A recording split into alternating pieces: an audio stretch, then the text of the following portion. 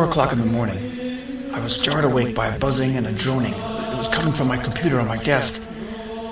I got out of bed to check it out. I felt an urgency, an almost desperate urgency. My computer was aglow, a yellow halo that shook the air. It was freezing in my room. The windows were wide open, a howling, freezing wind blasting every corner. I couldn't find my robe. I couldn't find any clothes. The underwear that I wore was it.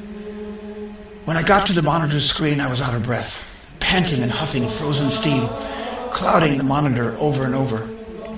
Google was a Mr. Google, a bald little man that looked like a Mr. Magoo, in dark, thick glasses, a laser pointer, and a slimy top hat, with the same underwear that I had on. He was urging and pointing me to click on a list of blue glowing websites. There was this grating feeling of anguish, a cold sweat urgency to find answers. First was astrologyzone.com. Yeah, my mother was an astrologer. No, I held back on that one. She led me on quite the starry-eyed chase for years. The next one was tarot.com. Oh yeah, she read tarot cards all right. Many a night instead of doing my homework, she'd practice on me. I passed. Next one was the iching.com. No way, just its utterance gave me the creeps. Mom lived by the I Ching. Many a night ad infinitum I'd go to sleep with a lullaby of her shaking and plopping pennies on her sofa bed, foretelling for sure that love and happiness was just around the corner for her. Obsessed? Damn right. The I Ching held her hostage. They all held her hostage. As a child, I was absolutely drawn by these profit makers. I did sense an indistinct meaning with it all, as long as you kept the hostage potential at bay. Down at the very bottom of the screen, Mr. Google was jumping up and down and around across my screen, frantically pointing to www.gretasmoon.com. He demanded that I click on it. I double-clicked all right, and suddenly the Greta's Moon website flashed and howled with the same freezing wind that was coming at my back, lighting up the moon, lighting up the room with a winking, talking, velvety, starry night-encrusted moon face. I swear it sounded like a disfigured and disembodied Greta Garbo. With a sultry voice saying, "Click here and I'll ask your future." Ask, I thought. What did she mean, ask your future? I was hypnotized. I clicked and I double-clicked as hard as I could. The Greta's moon and its wavy starry night began to vibrate, pulse, and quiver as if it were full of emotion, contracting and constricting like reliving a pain and a sorrow from another time, another place. My monitor screen and its glass seemed to multiply like a clown's house of mirrors as Mr. Google danced and giggled his way across all of them. I was transfixed, spellbound, frozen.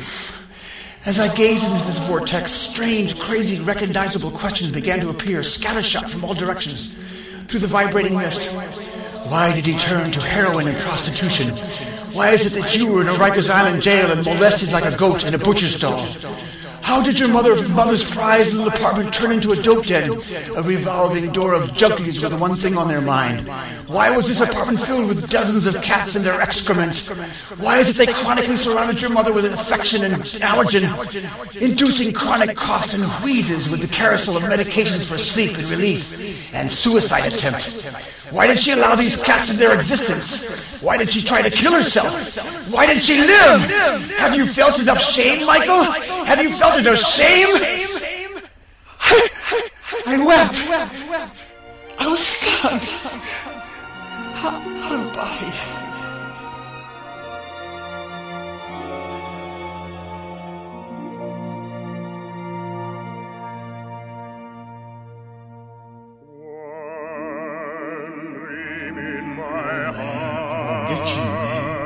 You can't keep looking at me that way, you understand?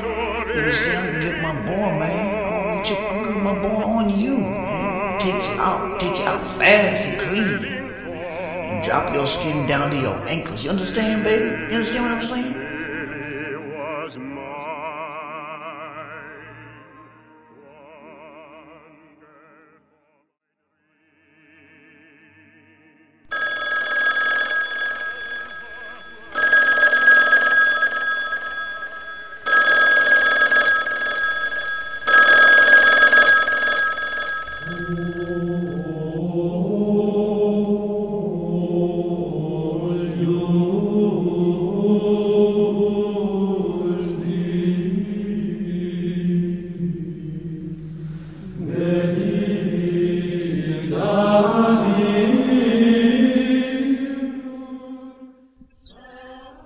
a remnant, an artifact of all that's left of something I almost had.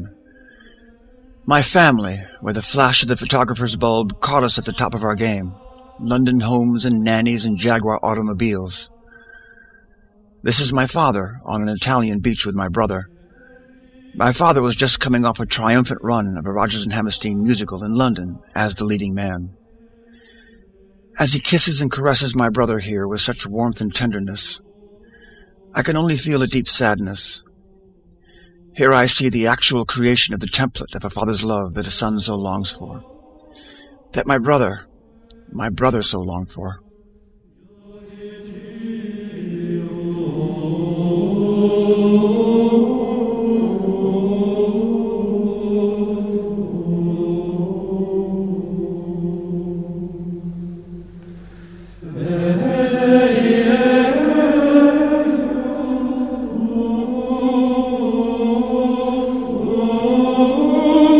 It was sudden. It was like we were shot from the cannon of prestige and notoriety into a dark, dank room of cots and cockroaches. It was the 1960s in New York City, the Upper West Side, where the museums and the doormen and the privileged coexisted with the bohemian, the downtrodden, the Kansas City actor looking for that New York City break, and the pedophiles that preyed upon the latchkey kids. Oh, there were the proud Puerto Rican gangs like the Royal Bishops, and the Black Falcons that lived for strut and dominion and petty theft. In my little eyes, they were the almightiest. Gang wars, homicides, sniffing glue, and hypodermic heroin death pulsed and rushed only a street away. Often a door away from the doormen that opened and closed the doors of everything they could get their hands on, to please the ones that fed them. The familiar vague of, that used to be me. But I eventually got them to look. I got them to look long and hard. But everybody looked at everybody nonetheless, in other ways, an acquired, nonchalant, oh, you again? Or maybe a sideways scan, a fleeting look that took it all in, or surveying art that was learned from the many lessons that you learn early on to survive. It's true for me that he's street smart became a proud promotion that puffed me up like a rooster. I can't forget when a homie complimented me with this for the first time. It was very cool. It felt like I had arrived, albeit by the skin of my teeth.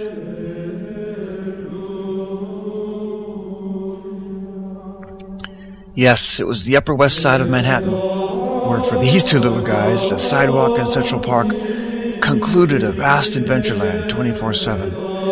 And where the Museum of Natural History, being a block away, was the most reasonable place to commit truancy on a February morning.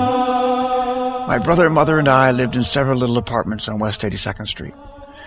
The happy one was the one with the 2 bedrooms, where Mom would sing and play the piano, where Barney the puppy came on board and became Mommy's unflinching caboose, and where my mom had a boyfriend who taught me a piano lick, boogie-woogie style. I could hardly forget this boyfriend holding my brother's hand as we walked to see Hudson River fireworks, the faux father bringing to life that ever-so-vital template, at least for a summer evening.